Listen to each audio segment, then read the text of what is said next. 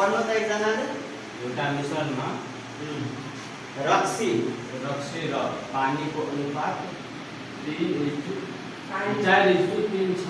4:3 छ।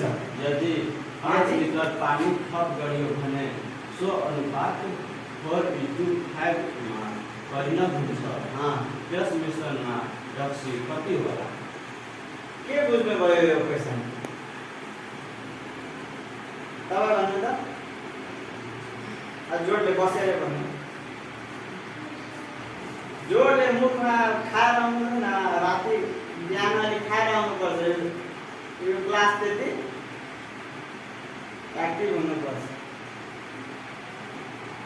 खाएर आउने, पानी खाएर आउने, अलिकति चना खाएर आउने, दिमागमा अलिकति बल पुग्छ, दिमागमा माइन्ड अलिकति डेभलप हुन्छ।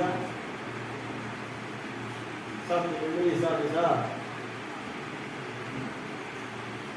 एउटा मिश्रणमा रक्सी र पानीको अनुपात 4:3 छ। यदि 5 लिटर पानी थप गरियो भने सो अनुपात 4:5 मा। सबैजना क्वेशन बनाउने।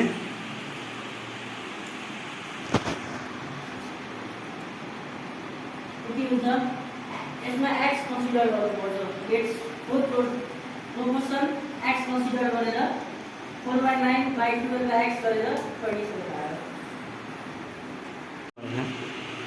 छिटो अलिकति सम्झाएर बुझाएर।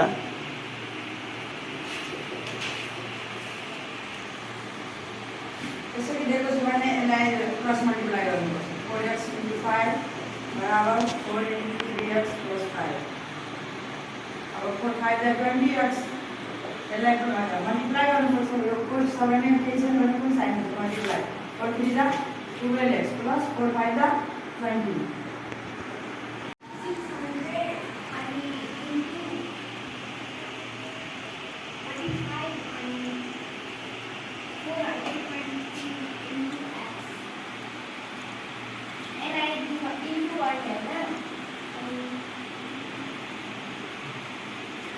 छिटो गर, छिटो गर, छिटो।